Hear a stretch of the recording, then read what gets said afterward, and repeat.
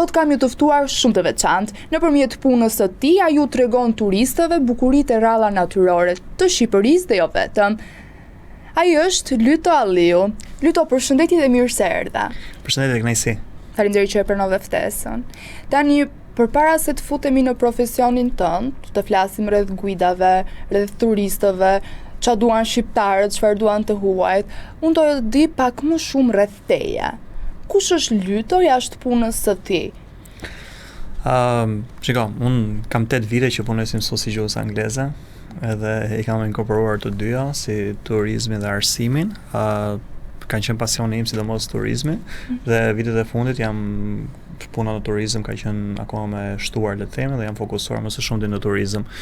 Më pëlqejnë shumë udhëtimet vet. Domethënë realisht bëj shpesh udhëtime vetëm, më pëlqen të eksploroj vende të reja, vende që nuk kam qenë, kryesisht në Europë pothuajse i kam mbyllur kryesisht pothuajse gjitha shtetet, më kanë ngelur disa, për shembull Angli nuk kam qenë akoma, në vendet balltike si Estoni, Lituani që janë në planet e mia këtë dimër, pothuajse e kam mbyllur këtë pjesën e Rusisë, dhe pjesën e Ukrainës, Moldavin, domethënë to lindjen këto janë. Por që më pëlqen shumë të udhtoj. Më thej që të ka pëlqyer gjithmonë që të udhtosh, edhe të eksperimentosh, eksplorosh. Po unë doja të di se ky pasion dhe ky hobi kur u shndrua në një punë për ty? Kur vendose që ti ta bësh punë këtë? Atëherë, unë e përmenda pak më parë që mbas se besosh për kam qenë që fëmijë më kanë pëlqyer le të themi udhëtimet, që fëmijë që doja të dhe veten time e shikoja le të themi në këtë lloj gjëje. Rastësisht vazhdova si mësues, pavarësisht se unë jam diplomuar si mësues, por që nuk i kisha plane për të futur në arsim. 2018 jam futur në arsim.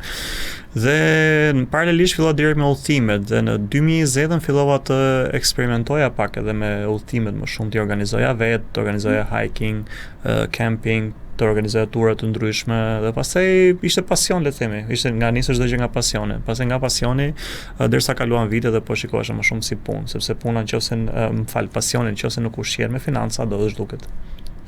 Kjo ishte shumë e bukur. Edhe shumë e vërtet. Patjetër që po, sepse neve pasion, por që do vi moment që do zbehet. Domthonë ti mund bësh një gjë për pasion, por do zbehet, po nuk pati një mbështetje ekonomike, se në fund të ditës. Ato sikur të japin më shumë. Patjetër që po, sepse ti në fund të ditës jeton për një për të jetuar, për para, dhe juve që jeni moderatorë këtu, pavarësisht se pasioni që keni, por nëse nuk e keni një pagesë X e Y, nuk mund vinë, mund ta bësh një herë dy, por nuk e bën dot gjithmonë. Është shumë e vërtet. Çfarë ndjen ti kur largohesh nga qyteti dhe shkon në natyrë? Çfarë?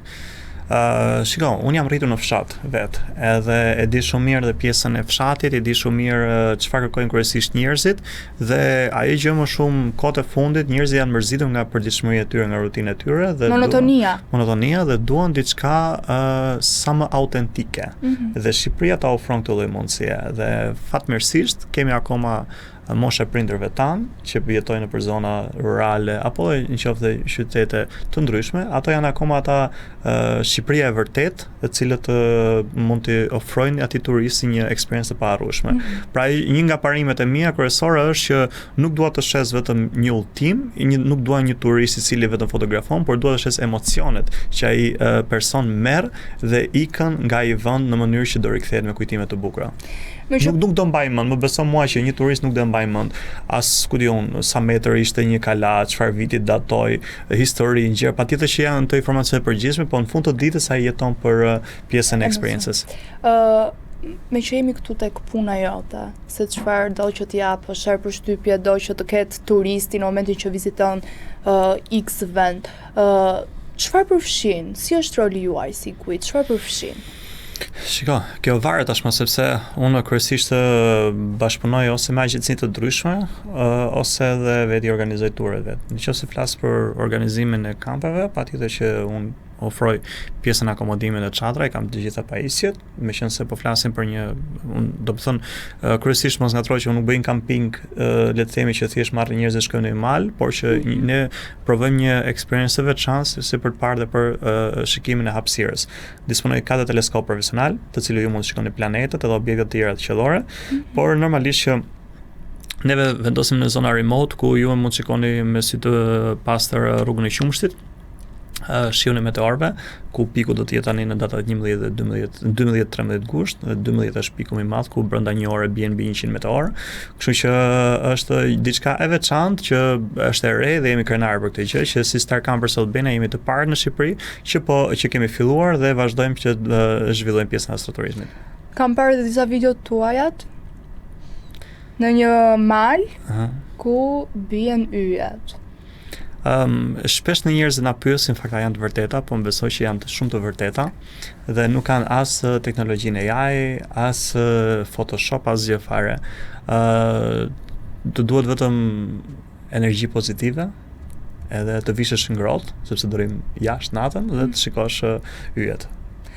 Po unë kur kam qenë më e vogël, kur shikonim ndonjë yll duke rënë, thonim që mendon një dëshirë se të plotësohet. Fatmirësisht të njëjtën gjë mendoj dhe unë dhe mendoj që shumica e dëshirave të mia janë plotësuar, teksa shikoj ato, kështu që kështu do vi patjetër vetëm për plotësimin e dëshirave. Patjetër, dhe besoj që është diçka shumë pozitive sepse i lidh njerëzit me natyrën. Ajo pjesa kur shtrihen në bar për të parë rënien e yjeve, është kontakti, është diçka shumë e mahnitshme dhe nuk ka të paguar, besoj që nuk ka të paguar. Në fakt unë doja të di diçka. Nuk e di se sa komunikim ke ti me personat që vinë të vizitojnë vende të ndryshme, po të rrim konkretisht tek rënja e yjeve. Ashtu siç e the ti më parë, është kontakti me tokën, me barin, me natyrën. Sa njerëz vuajnë nga ankthi dhe vinë pikërisht për këtë qetësim mendor, dhe sa efektive është qetësimi mendoror, shpirtëror? Shiko, ka diçka në fakt, ndonjëherë bëjmë shakas në theme që rënja e yjeve është diçka romantike. Patjetër që është diçka romantike dhe nuk mund ta fshehem këtë gjë, por që ajo gjë që unë i besoj fort është një terapi, ku njerëzit vinë edhe çlodhen edhe shijojnë atë lloj gjëje, shijojnë atë atmosferë.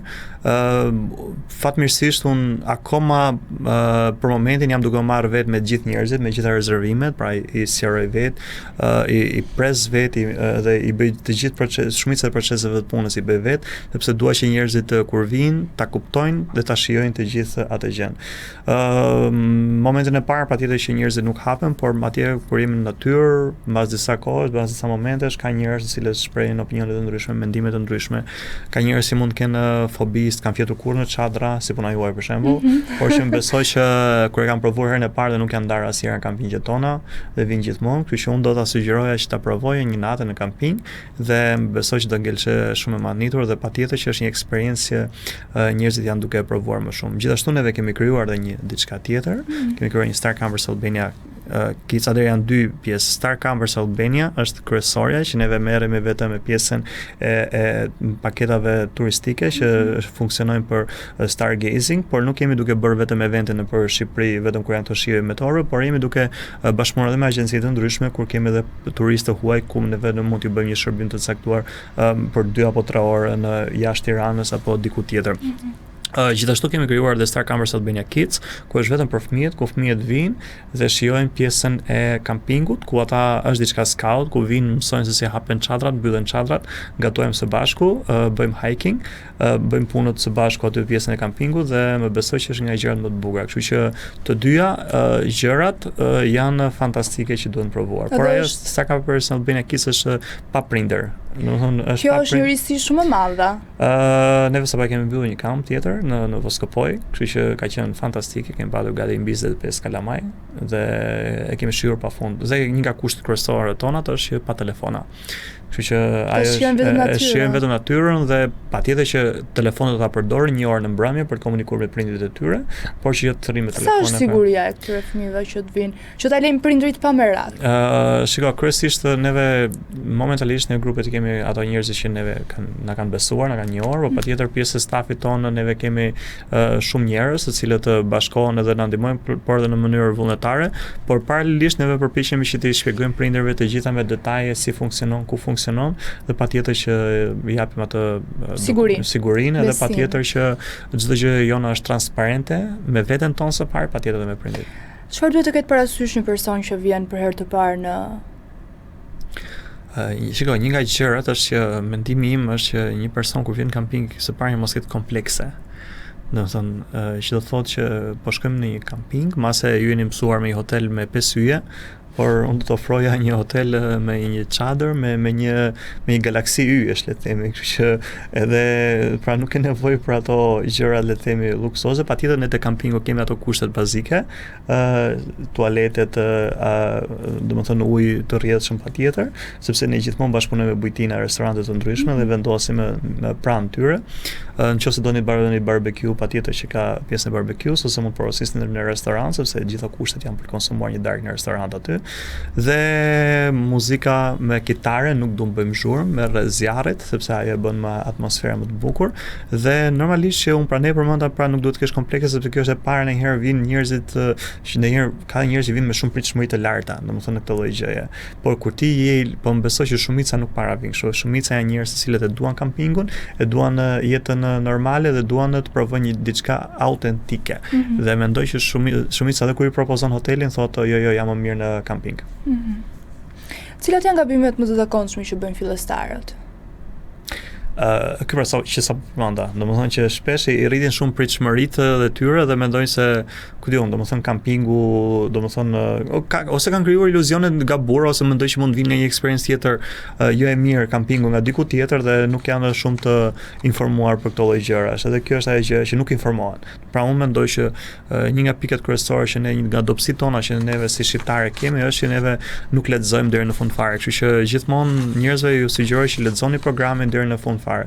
Programi gjithmonë shkruhet nga unë, domethënë e shikoj në detaje, sepse unë kur e shkruaj një program, e shikoj edhe në syrin e një turisti, jo vetëm në një syrin e një guide, sepse edhe kur udhëtoj vetë personalisht, unë nuk pëlqej të preferoj të udhëtoj me guida, por nëse jam në një qytet të caktuar të Europës, për 2-3 orë patjetër që mund të marr një guide, po jo që të jetë gjithkohës me mua. Të kalojmë pak tek yjet. Ti më the që patjetër është diçka shumë romantike. Unë do të di personalisht në lidhje me ty. Unë akoma beqar. E ka me vetë pa da përpytja. Mira është drejt. Por që nuk e di atë asnjëherë. Po që unë kam një pyetje më interesante. Që është? Je njohur ndonjëherë me ndonjë person që ka ardhur për guid? Patjetër që po, janë ekspertë. Lidhje romantike, kupton? Patjetër që po, dhe kjo ka ndodhur. Ka ndodhur? Patjetër që kjo dhe ka ndodhur, si ka qenë momenti i rënies së yjeve? Shikon, ka një gjë që masë s'ka ndodhur fiks në momentin e yjeve, kupton, ka ndodhur. Por që unë e kam parë një moment i cili është diçka shpirtërore që lidh ty me natyrën së pari dhe patjetër që me person tjetër. Por që unë personalisht më shijon shumë të thjesht të shikoj atë rënien e yjeve më shumë. Që ta kaluar. Pasi person në krah. Patjetër nuk e fsheh këtë gjë, patjetër do më pëlqente me dikë tjetër, por jo kur jam në një event që unë e organizoj unë. Pra do më pëlqente një diçka. Ti sapo më the që ka pas gjë romantike me dikë, patjetër, por që përmbahesh patjetër që po unë jam në punë aty. Jam 100% në punë dhe patjetër kurrë si nuk ngatroj raportet e mia të punës me jetën time personale. Dhe normalisht që kjo është gjëja ime primare dhe nuk e negocioj asnjëherë. Okej, nëse do kishe një njohje romantike me një vajzë, ku do ta çoja? Ta merrje me vete me guidë normalisht tani, po ku do të çoje? Ku mendon se është vendi më i përshtatshëm dhe ja sugjeron? Atë do ta surprizosh. Pyet. Jo pyet, ku do në natyrë? Nëse do flasim për Shqipërinë, më pëlqen shumë Llogaraja. Do ta çoje vajzën? Patjetër që po, është shumë e bukur sepse mund kombinohet mali me detin. Është nga pikat më të bukura. Domethënë që mua më pëlqen shumë në Shqipëri. Po yjet zbin atje. Patjetër që bien, sepse thash është një nga mali, është mali i lartë. Bien edhe yjet. Patjetër që bien edhe yjet atje, kështu që është një pikë e bukur. Nëse do zgjidhe një vend jashtë shtetit, më pëlqen shumë Portugalia. Në Portugali? Patjetër. Cili ka qenë momenti më emocional me turistët kur i ke çuar në vende të ndryshme, nëse e mban mend? Moment emocional. Moment emocional që ata shprehen tek una, po. Okej. Një gjë më të bukura për mua është kur gjithmonë kur unë kam mundësi dhe kam kohë i dërgoj turistët tek familja ime, tek prindërit e mi. Edhe Ku janë? në Qukës, Skënderbeu, qytet fshati, është midis Prenjasit dhe Librazhdit. Dhe kur mami im bën një gatim aty në byrek ose në gjë tjetër tradicionale, dhe ata lidhen shumë me këtë gjë dhe duan atë mikpritjen dhe kulturën shqiptare. Kjo është një moment më të bukur dhe unë mund ta kem atë turistin 10 ditë apo 15 ditë nëpër Shqipëri. Dhe në fund fare kur ai shpreh mendimet e veta, ai thotë që një nga gjërat më të bukura ka qenë shtëpia e Lytës. Pse nuk zgjodhe që vajzën me të cilën do kishe romans ta çoje pikërisht në vendlinjen tënde? Patjetër që është gjë kryesore, patjetër, por që ajo gjë që unë mendoj pikërisht një si parë një herë është të njohja një herë me dikë, para se të shkoj në kampin tjetër, kështu që patjetër që mund të shkoj te mamja si turiste, kupton? Bravo, më pëlqen. Cila ka qenë aventura më e bukur që ke bërë deri më tani gjatë gjithë rrugtimit tënd? Të jemi sinqert, gjitha aventurat kanë qenë shumë bukura dhe të gjitha kam ato kujtime dhe është një gjë interesante se kur mbaroj një udhtim dhe them kjo ishte fantastike, them si kjo s'kam për të shijuar gjë tjetër, por fiks mas një javë apo mas 2 javësh del një udhtim tjetër që është po aq fantastik, por ajo gjë më e bukur për mua që ngel gjithmonë është ky krijimi i kësaj eksperiencës së shiut të meteorëve, që është data 11, 12, 13 gusht. Kemi 6 vite që e bëjmë dhe kjo është gjëja më emocionuese që mund marrë nga njerëzit, sepse është gjëja më e bukur dhe njerëzit vinë lidhen me natyrën, lidhen me njerëzit, janë ata shqiptarët të cilët kanë jetuar në shumë shtete ndryshme të botës, se shumica nuk e kuptojnë këtë fjalë astroturizmi akoma, dhe janë këta shqiptarë të cilët vinë për provuar një eksperiencë të veçantë. Kështu që për mua akoma mbetet një gjë më të bukur, ajo që patjetër pas udhëtime jashtë shtetit, sa duash me grupe pafund, Italia, Spanja kanë të japin kujtime fantastike, Holanda shumë e bukur, domethënë kur dërgon grupe në Amsterdam, domethënë apo Bruges, që është i Belgjikës apo në vende të tjera, Polonia, pastaj është një vend fantastik që ta jep vetë eksperiencën e tillë. Pra kur ti shkon atje, janë njerëzit janë shumë të hapur dhe unë bëj shaka me njerëz dhe them gjithmonë që what's happened here stay here. Që njerëzit janë pa komplekse dhe për ta shijuar deri në fund fare atë ekspedision. Folëm vetëm për bukuritë, për momentet e bukura, për vendet më të bukura, por nuk folëm për sfidat. Cili është një nga momentet më të vështira që ke hasur në turn? Shiko, mendoja që kisha arritur vështirësi, patjetër vështirësi kur del në një udhtim, të gjitha vështirësitë do t'i kesh përpara dhe ne i marrim parasysh. Puna jonë si guid do të duket aq e bukur, por besoj që është aq e vështirë. Jam shumë i sigurt që te shtëpia jote mendoj që me prindër zihesh ndonjëherë për një gjë dhe imagjino të kesh 50 veta aty që nuk i njeh fare, nuk i njeh fare dhe ti duhet vetëm duhet buzëqeshësh edhe ti duhet të menaxhosh gjithë grupin. Ka qenë një moment që s'ka për dal nga mendja ime, ka qenë një moment kur në Maqedoninë e Veriut jemi bllokuar në Borët mbi 4 orë, 2 autobusa mbi 100 veta. E ka qenë shumë stresuese dhe kemi pritur për 4 orë pa ndihmë, ndërsa fatmirësisht me shoferin e autobusit u detyruam që me shumë sfida të mëdha kemi dërguar një autobus lart në hotel, u kthyem, morëm autobusin tjetër dhe kemi ngjitur. Mase ishte edhe mendoja që kjo ishte një ndër vështirësitë më të mëdha, por ishte edhe një gjë që më ndodhi tani para 3-4 muajsh. Ishte interesante se s'më kishte ndodhur ndonjëherë kur në një udhtim në Bosnjë shoferi harri autobusin pa naftë. Në mes rrugës kemi ngel pa naftë. Nëse këto sfidat janë të bukura, janë aventura në vetvete edhe këta. Të ngel autobusi pa naftë nuk është sfidë e bukur dhe nuk do e fusja atu. Atë është pak për të qeshur. Se të griset pak goma jam okay, kupton se mund përfshihen atë gjë, por pra ndodhi pa pritur, po jo të lësh autobusin pa naftë. Është për qeshur. Për qeshur tani që tregojmë, po më tregon pyesësh për atë momentin atje ka qenë. Tani unë përpara se të vazhdoj tek rubrika ime e preferuar, ku do përgjigjesh për 3 sekonda, do doja shumë një këshill ose mesazh nga ana jote për të gjithë turistët, por jo vetëm të huaj dhe shqiptar. Për mua si fillim e kam thënë shumë shpesh dhe them mos u joshni nga paketat e lira. Kjo është një nga gjërat më kryesore sepse do ta paguani më shtrejt. Dhe gjëja tjetër është që lexoni deri në fund fare programin, sepse nëse nuk e lexoni programin deri në fund fare, nuk do kuptoni dhe nuk po e dini ku jeni atje dhe normalisht që kjo gjë nuk do shijoni pra udhtimin ashtu sikurse ju e kishit menduar. Tani nisim tek pyetjet e shpejta, do përgjigjesh për me specia. 3 sekonda, jo. Okay. Alright. Det apo mal? Det. Çadër apo shtëpi druri? Çadër. Lindja e diellit apo perëndimi? Lindja. Zjarkampi apo qiell me yje? Po të dyja bashk? Ja. Qiell me yje. Udhëtim vetëm apo me grup? Vetëm. Ver apo dimër? Të dyja do t'i doja, por që verë. Një vend në Shqipëri ku do ktheheshe gjithmonë? Shtëpia ime. Një fjalë që e përshkruan natyrën për ty? Qetësi. Një fjalë që të përshkruan ty? Durim. Lyto të falenderoj shumë që ishe pjesë e emisionit Vibe. Faleminderit. Ju pëlqeu kjo video? Atëherë bashkohuni me ne. Na ndiqni në Instagram, Facebook dhe TikTok dhe bëni subscribe në YouTube. Klikoni like dhe share dhe aktivizoni njoftimet për të mos humbur asnjë video të re. Faleminderit për mbështetjen.